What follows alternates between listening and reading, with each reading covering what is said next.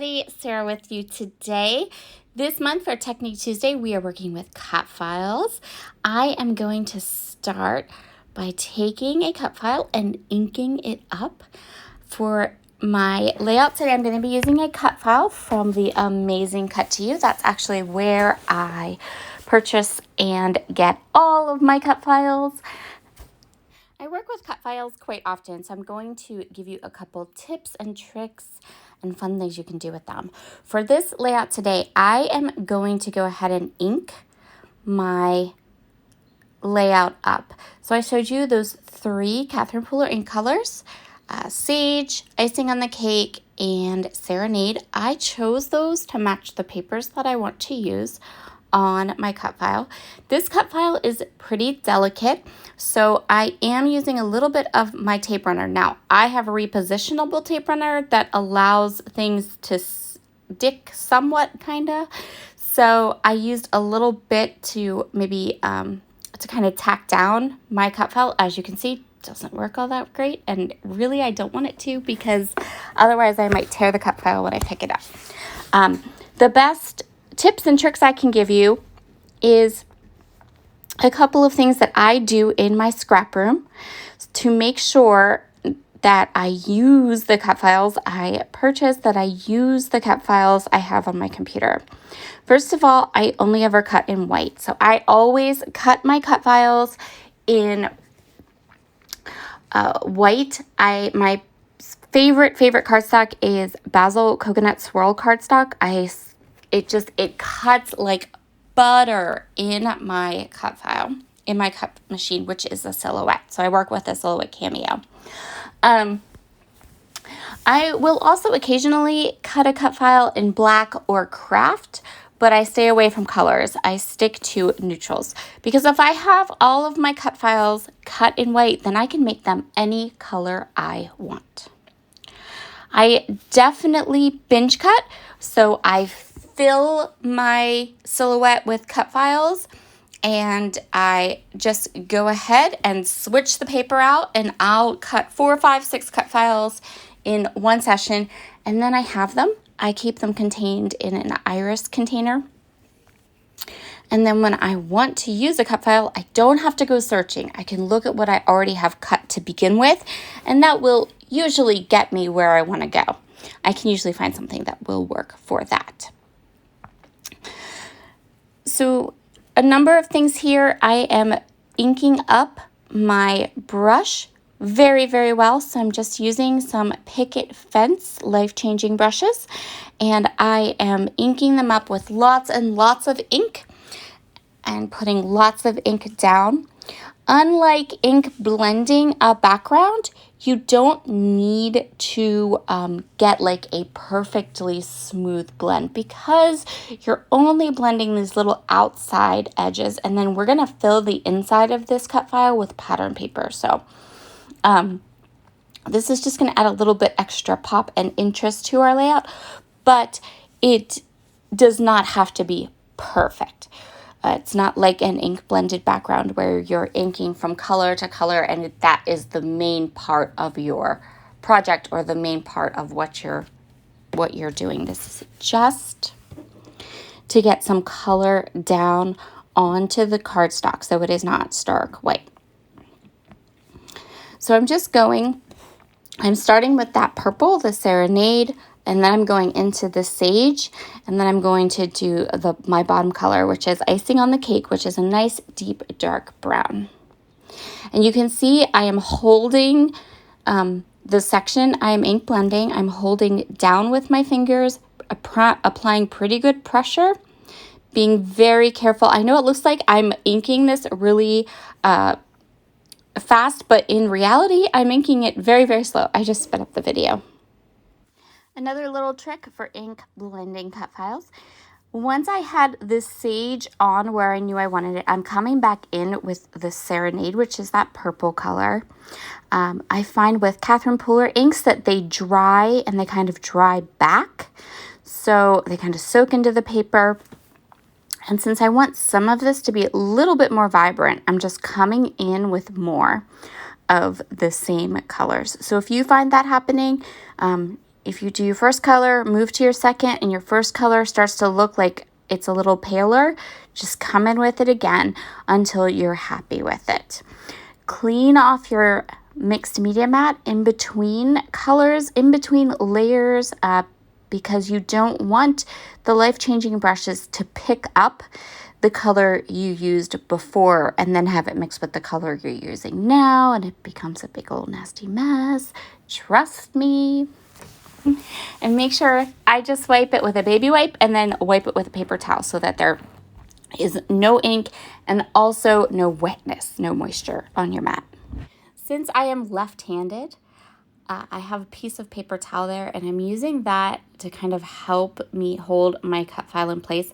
And also because, again, ink, I'm trying really hard not to end up mixing ink with my fingers or getting unsightly fingerprints on my cut file. So just take your time. This does take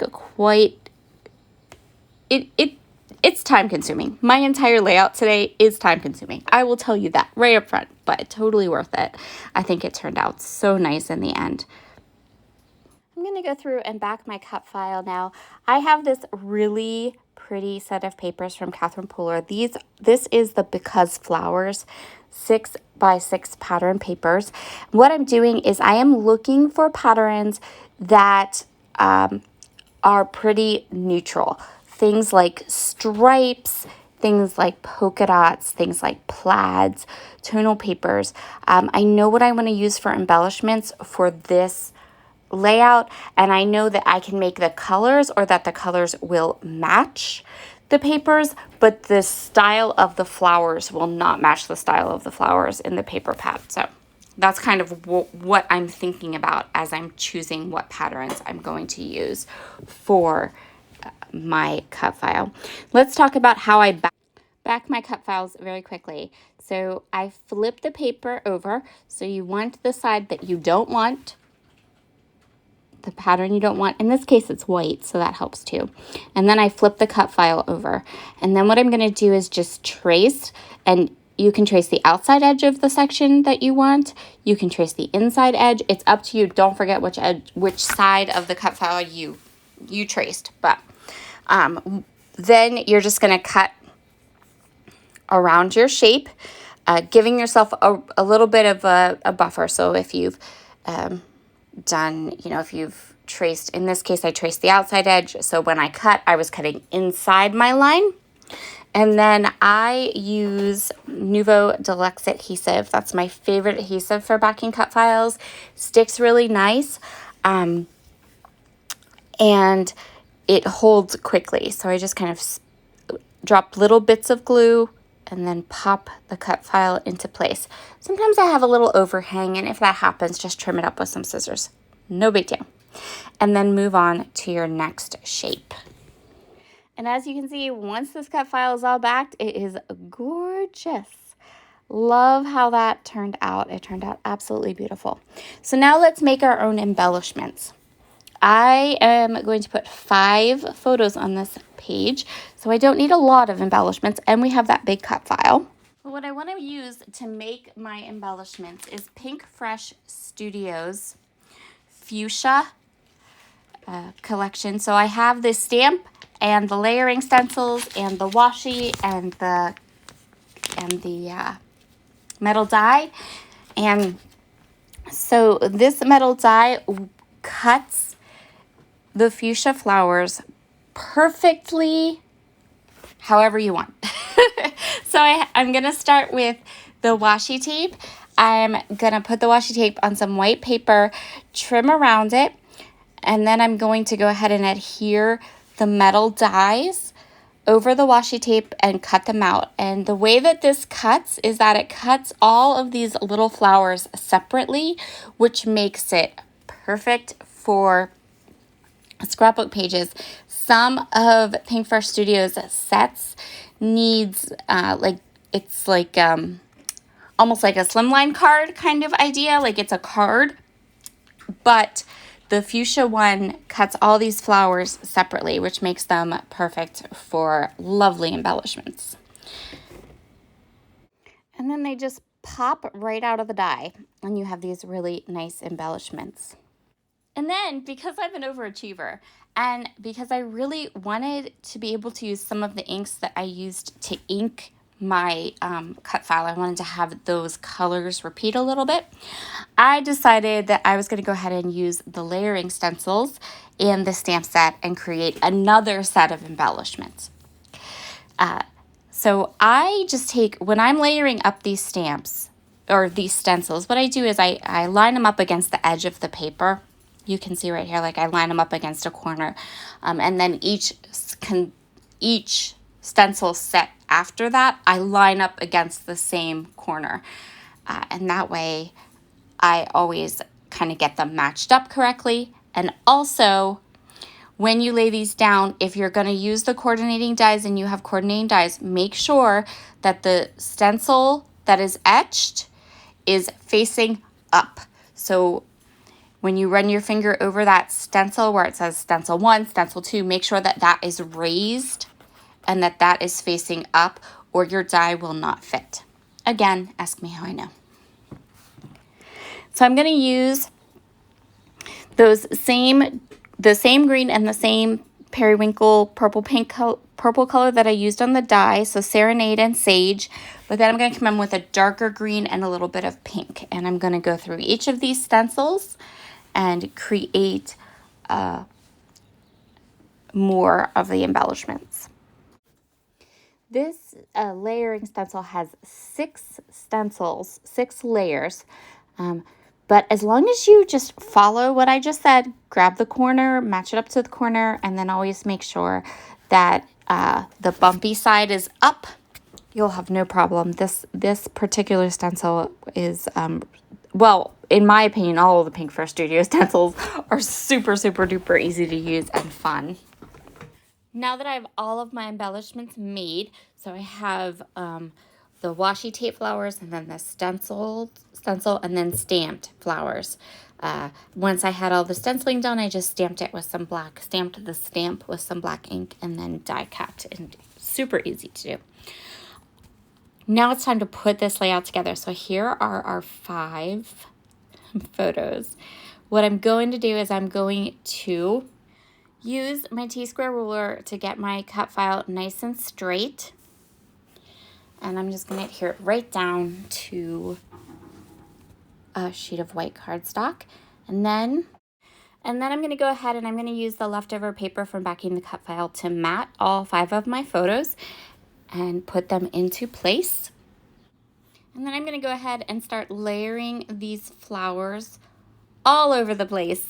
So I'm going to keep the flowers to kind of the center part of the page. I'm going to have them like peek out and around from behind my photos. I cut some of them into smaller pieces. I have some of them kind of hanging off of the edge. And I was just making sure that no areas on my layout looked kind of open or bare, and that everything looked pretty balanced, so it didn't look like the flowers, that there were more flowers on the left than on the right or things like that. So I'm just kind of moving things around, and like I said, I cut some of them, and yeah, I had fun. I love how it turned out. Look how pretty it is. And then I can just go ahead and trim off the edges that I left overhanging. And the last thing I want to do is I want to put the year on this page. So I just grabbed some gold thickers from my stash, and I'm going to go ahead and put the year up in that kind of open space at the top.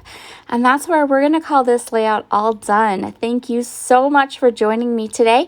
I hope you have learned a couple of fun tips and techniques for using cut files. Have a wonderful day, and I will see you all again soon. Bye.